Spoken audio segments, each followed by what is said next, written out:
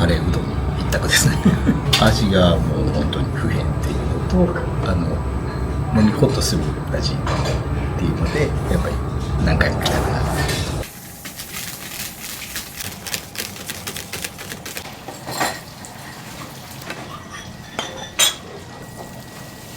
ね鰹節って普通蒸してからするんですよ、うち焼いてから吸ってるんですよ。昔は結構その製法あったんですけど、今そういうのやってるとこほとんどなくて、醤油入れてるような色するでしょ、これ焼いてるからな。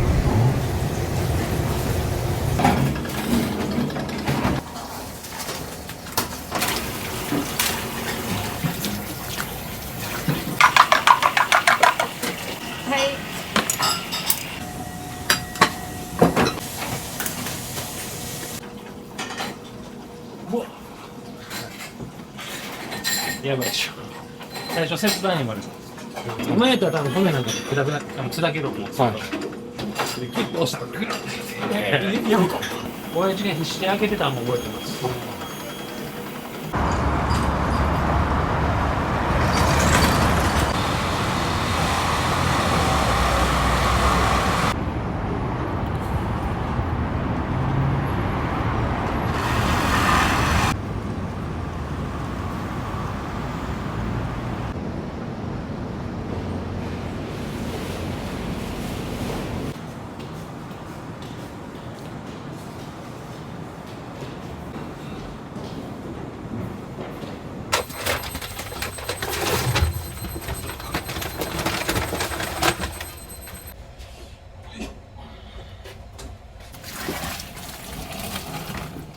あと20分待ちして、あと上がるのを待つ。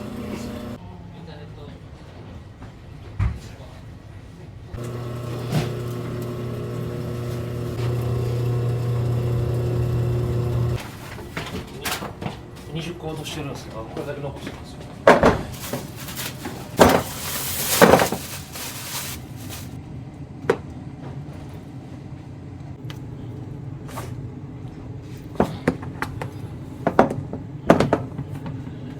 2日寝かしたやつです。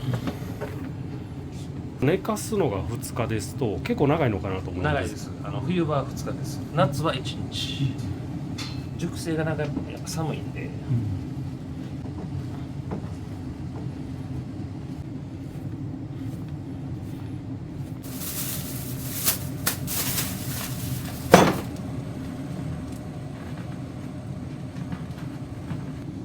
これ1個で大体10人分ぐらいですよ。1日どれぐらい仕込まれるんですか1日20個ぐらいです。200人ぐらいですかね、大体。これ以上入れへんから、あんまりちゃんと手入れしとったら汚れへんし。46年。めっちゃ綺麗ですよね。40年以上使ってめっちゃ掃除しますもん、これ。やっぱ食べ物入れてるから。で押してもね、戻ってくるんですよ。完全には戻らへんけど、やっぱそれだけ弾力ある。弾力ありますね。僕らも慣れてるけど、これも結構熟成させてるから、ちょっと匂いも吸えたような匂いがするんですよ。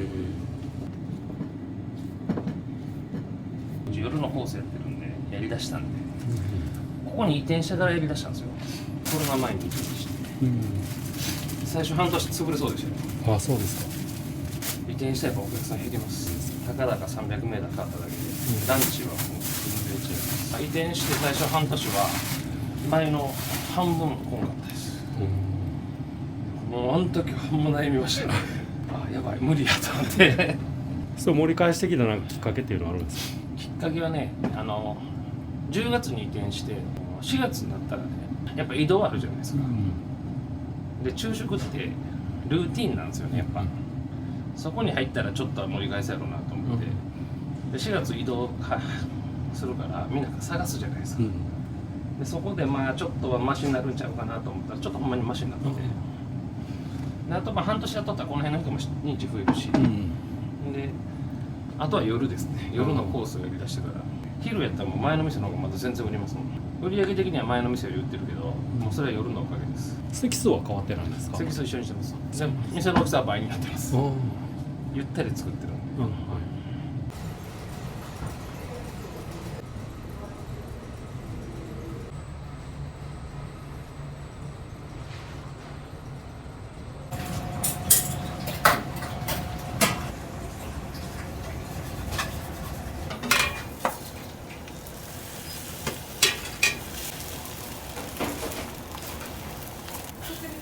こ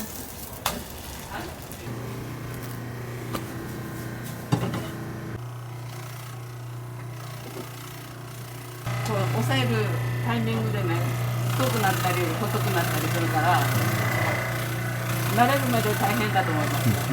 若い時やってた店のね、ネギなんか若い子がやってたからね、固まったようなのもあった。だからもう力が立ってから。よし。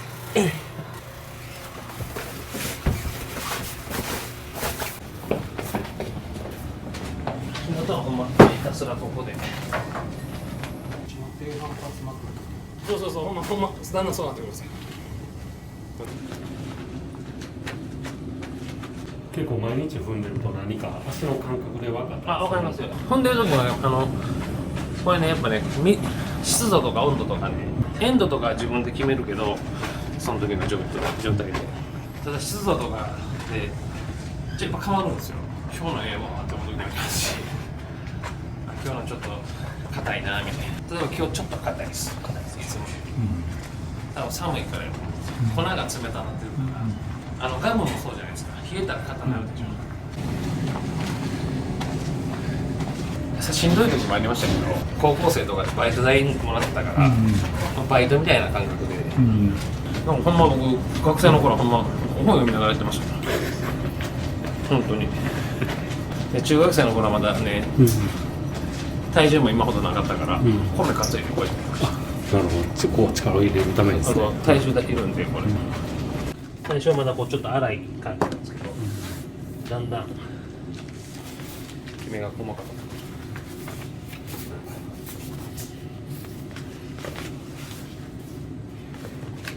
一番最初の今の返したのと最後のじゃ全然変わります。きめの細かさが変わります。踏んで、うどん作っていくのって讃岐うどんの伝統的な。そうそう、讃岐の製法ですよね。うち一応讃岐うどん四国やって名乗ってますけど、讃岐うどんほど硬くはないです。やっぱ大阪ってね、あそこまでゴリゴリ硬かったら受けないんですよ。だからよく言うてるのは讃岐の製法で作る大阪のうどんみたいな。熟成が早いんですね、やっぱり。夏は早いですね、やっぱ。塩度も変えるし、加水も変えるし。その辺はほんま勘でやってる。もう33年やってるんでね。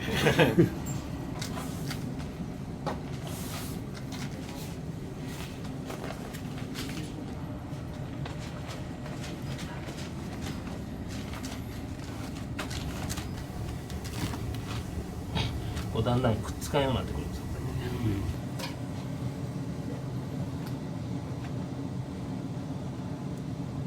ガスの強めやったら。そうなってるでしょ。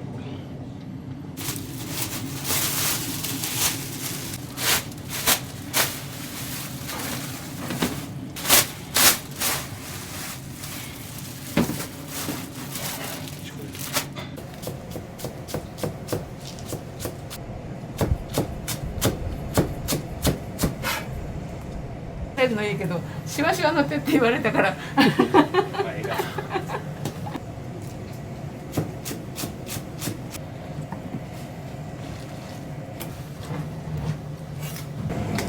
今10本あるんですけど、土曜にね2時間ぐらいかけて撮るんですよ。じゃ疲れますけど毎回無心で研がれるんですか。無心というかもう切れるの想像してそれ切れんようになって引っかかるんですよ。ネギにね引っかからへんの、このネギが美味しいって言ってくれるお客さんもいるんですよ、これが沸いてから昆布、これは勝江さんに調合してもらって、あと昆布と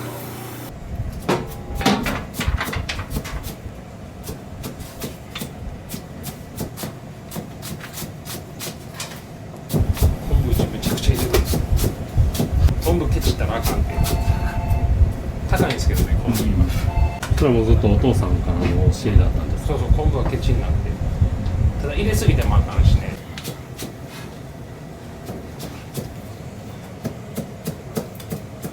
これ直接食べてもうまい。酒飲みの人にね、出しからちょうど空いてて知り合いにそれやったらうまくて、これめっちゃうまいな。鰹節って普通蒸してからするんですよ、うち焼いてから吸ってるんですよ。昔は結構その製法あったんですけど、今そういうのやってるとこほとんどなくて、これやってるのうちと知ってるのもうちとニビルの店なんです。で色もね、醤油入れてるような色するでしょ、これ焼いてるからな。後で画像見せてあげますが、蒸しただしと焼いただしって全然色が違うんですよ。だからコクが出るんですよね。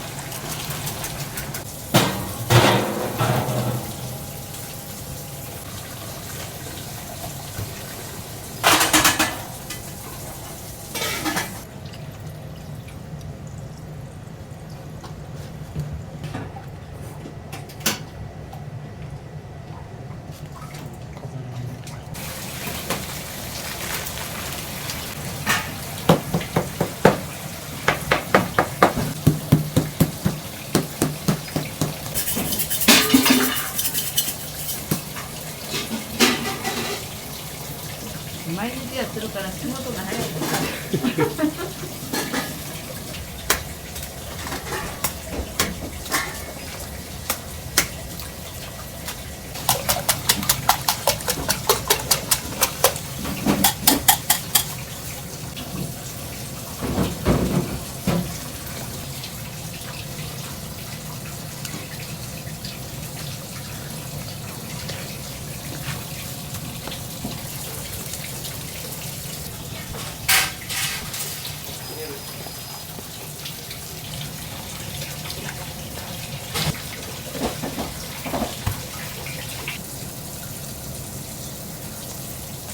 これで5分で皮むける。う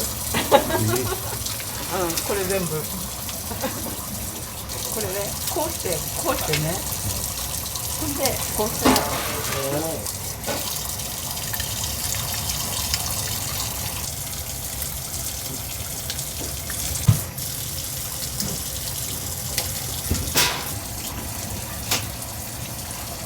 剥いたのだけ。そうです。これこうしてたらね、スパッといくのね。エビやらしたのめちゃくちゃ早い。エビだけじゃないと思うけど。手向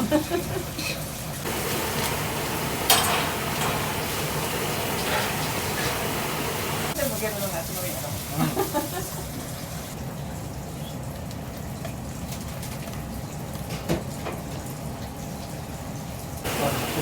はい、どうぞ。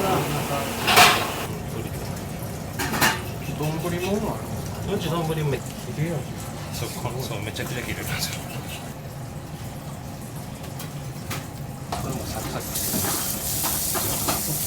もうこれぐらいになったらね、研ぐんじゃなくてね、磨くんですよ。やらないです。お店で作って家で食べます。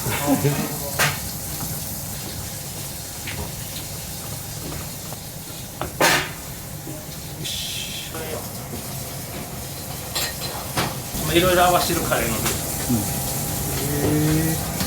何のもあれやってくなりやってるのもあるし、いろいろ合わせてるやつを入れて、あとはもうひたすら研ぐだけ。や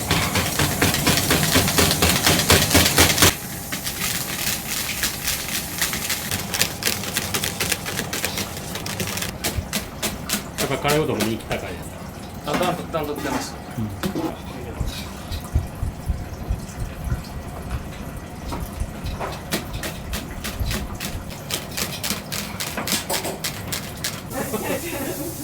爪がボロボロになったから。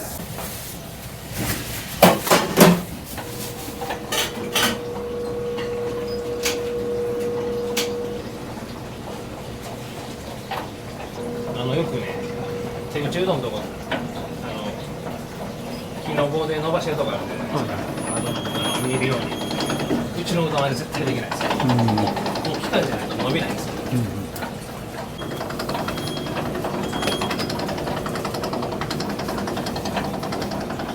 こうやって切るからうちのうどんは長いってめちゃくちゃ言われるんですよ、めっちゃ長いですよ。これを半分に切るだけなんで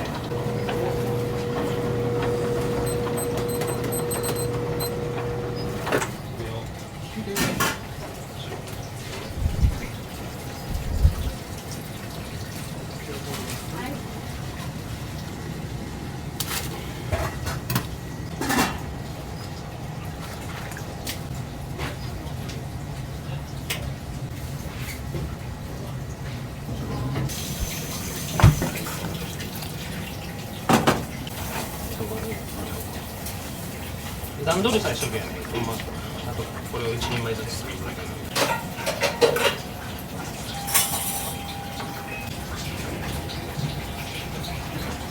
端っこがちょっと透明で真ん中に芯がある感じわかりますか、これがもうベストなんですよ。パスタやってる人にうちのうどん生でやったらうまいことあげますよ。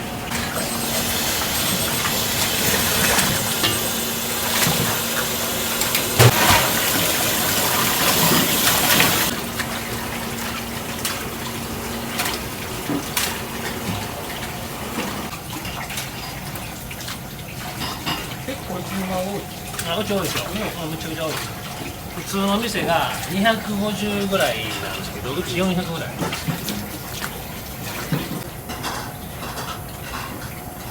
で、つけるんですよ。戻す感じですね。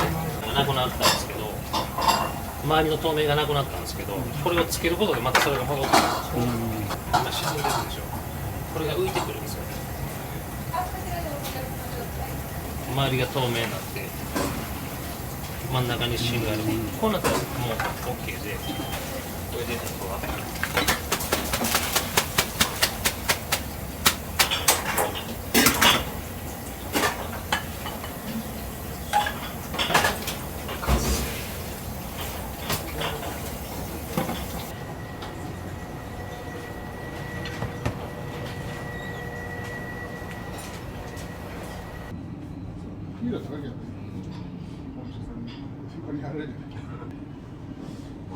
像がなくなっちゃったしな。そうですな。息子さんも行ったんで。伝達係になってたのと、1年間車が出れなかったってなったから、じゃあ。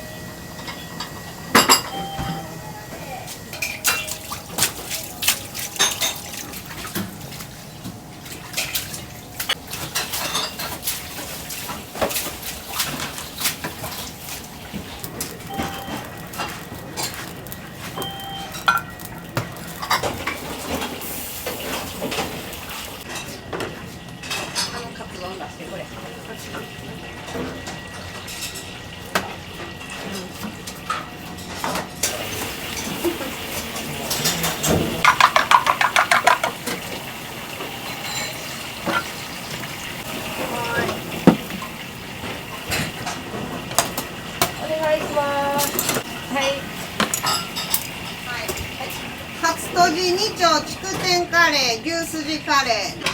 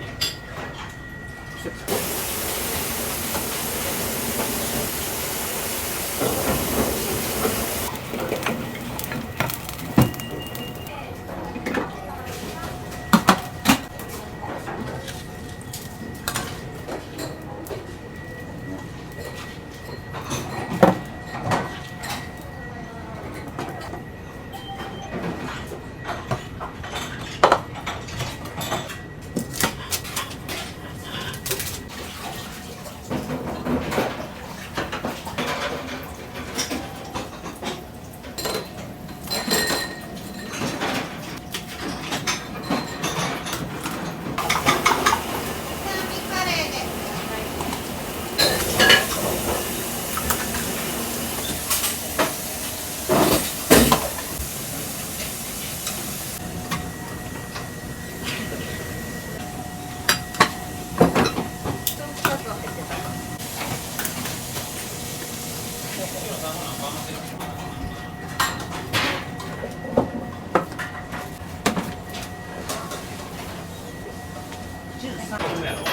資料1個分だ粉は今日じゃあ明日もらって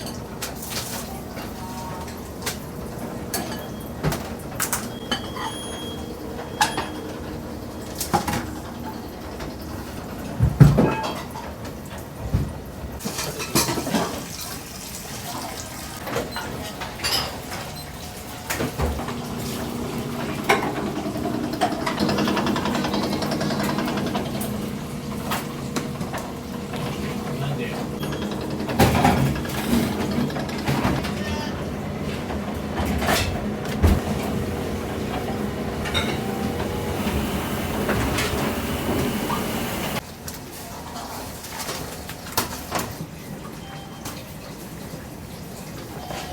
この豚ガラネギ抜きなさっきのネギと一緒ですわ、やる人によって全然太さ変わるあ、そうなんですか。あれも機械ももう何でも勝手にやってくれてるから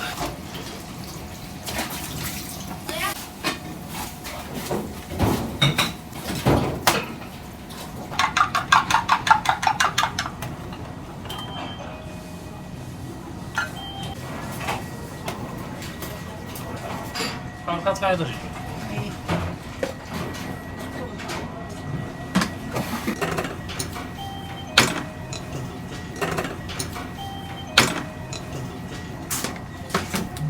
お願いします。お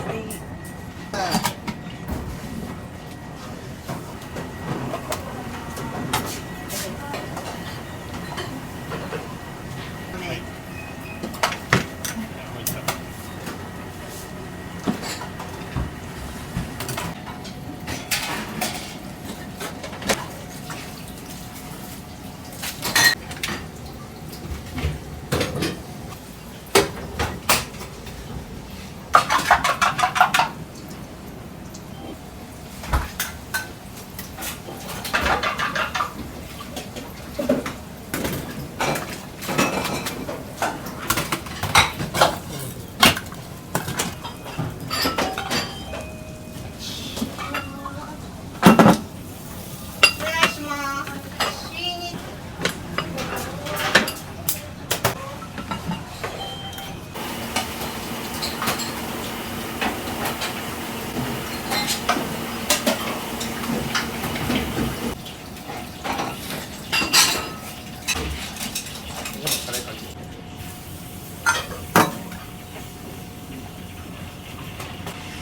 これね使えるんでこれ上がる前に使えるんですよ釜揚げよく聞くんですよ釜揚げってこういうの一回水に揚げてうどんなくなったらこれを使いますちなみにこれい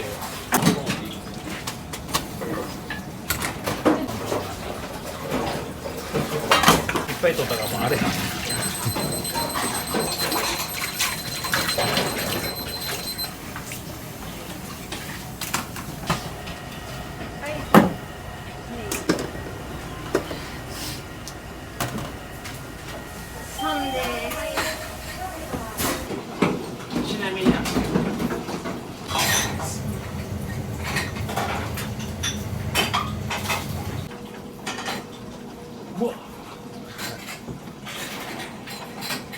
やばいでしょ。最初切断にまででも皮膚一色で摩擦熱でやけどみたいな皮膚が回ったんや。これね、親父がこう子供が楽しそうじゃないですか。で、ここのこう端ここあるじゃん。これを集めてね、団子のしてね、この上コードを乗せたんですよ。ちっちゃいからここでコロコロコロコロ回ってるんですよ。で、キュッと押したらグラッて指とか大丈夫やったんですよ。やっぱ子供のまだ5歳でやらちゃうんですよね。今やったら多分骨なんかで砕けると思うんですけど、でここで止まって覚えてますもん。親父が必死で開けてたのも覚えてます。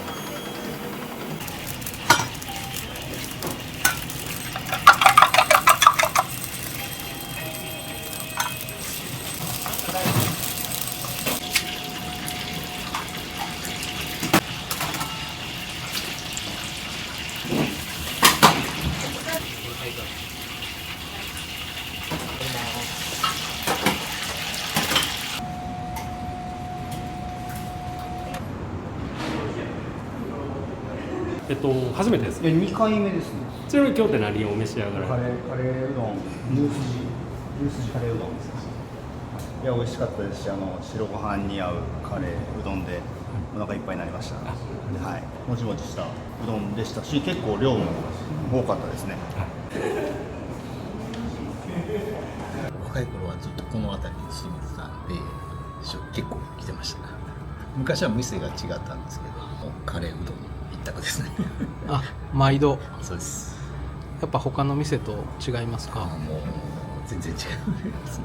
コクがあるんですけど、そんなにこう胃にグッと残らないんで、最後、いつ食べても本当に不変の味です。やっぱり味がもう本当に不変っていうのと、飲みほっとする味っていうので、やっぱり何回も来たくなる。私は大好きです。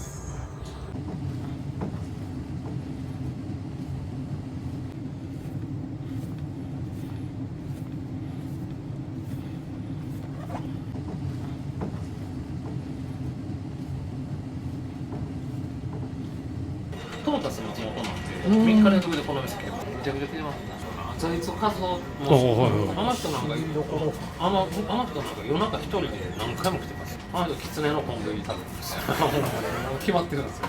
だからキツネの昆布行っとったら財津和夫がいたらあとね、僕一番嬉しかったのはね、上岡龍太郎さん引退してから一回来られたんですよ。娘さんと多分横木さんの時3人で来たと思うんですけど、携帯忘れたんですよ。僕だけました。上岡さん覚えてますもん。高人とかもね、店紹介してもらったことあるし、高人のテレビで紹介してもらった次の日が売り上げ一番いいんです。今まで一番売ったんだそう思う。じゃあ岡田さんが思うですね、ここは特別だと思う名店をご紹介していただきたいんですけど、駅前第2ビルにあるゆうさんという居酒屋さんなんですけど、そこは本当に魚がめちゃくちゃうまいんですよ。毎朝中央の市に大将はもう30年以上そこ行ってるから、もう普通の人が手に入らんものも出てくるような、ここは美味しいですよね。特にそこでこれを食べたらいいよっていうのってありますか？だから僕はもうそこ行ったらもうお任せでやるけど、魚のもんしか食べない。刺身にしてもそうだし、揚げてるやつ、普段の天ぷらでも何でも。で料理すごい知ってる人やから、全部何でも美味しいです。続いてはだから結構有名な店なんですけど、第4ビルに本店があって、2ビルとバルチカにできてる七福神さんっていう串カツ屋さん。七福神さんって天満七福神とぶらり横丁七福神ってたまたま同じ名前に1個あるんですけど、僕はもうぶらり横丁の方、そこの串カツはうまいです。何本食っても、僕おっさんが食っても全然胸焼けしてないというか、一回ある有名なチェーン店で食べて僕3本ぐらいで嫌になったんですよ。もう年やなと思ったけど、そこの串カツはもう何本でもいけるから、そこもうまいですね。でそこは2ビルにこの間できたばっかで、そこが穴場でおすすめです。びっくりした。本店の4ビルの方がね、もういっぱいなんですよ、ぎゅうぎゅう。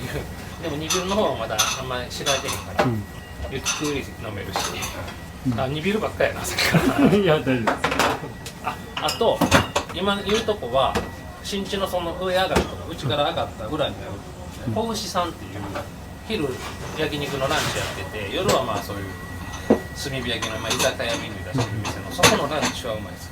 やっぱ飲食やからめっちゃ原価かけて頑張ってんな分かるしでちゃんと美味しいし、あそこはコスパというかええ店やなとか、肉で量でご飯卵とかついてますんで、無料でね、それで値段でやってるのめっちゃ頑張ってるなって、やっぱり原価かけてる店は美味しいですよ。後継者募集してます。本気で募集してます。四国屋さんに来たらどういうことが学べて、うちに来たらどういうメリットがあるかっていうのが。だから学べるのは商売学べますわ、うん商売。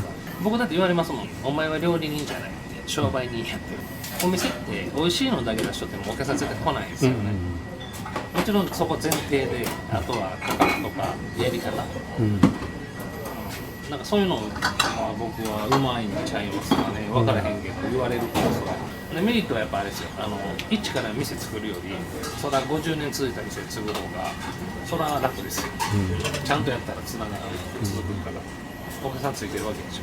こう修行と聞くとやっぱり厳しいイメージあるんですけど、岡田さんに教えてもらうとやっぱり厳しいです。僕多分厳しいと思います。僕めちゃめちゃ怒りますから、昼の2時間、今日はねカメラ入ってたから怒ってないですけど、僕マジな話、カウンターのお客様今まで何人も気分悪くて帰ってますけど、僕めちゃめちゃ怒るから、もうそういう人はしゃあない、合わへんやつ、僕も別に怒りたいと思って必死でやってるから、威勢のいい店主やと思ってくれたらいいんですけど、例えば僕は例えばうちのスタッフでね、パートさん来るでしょ、みんな10年以上います。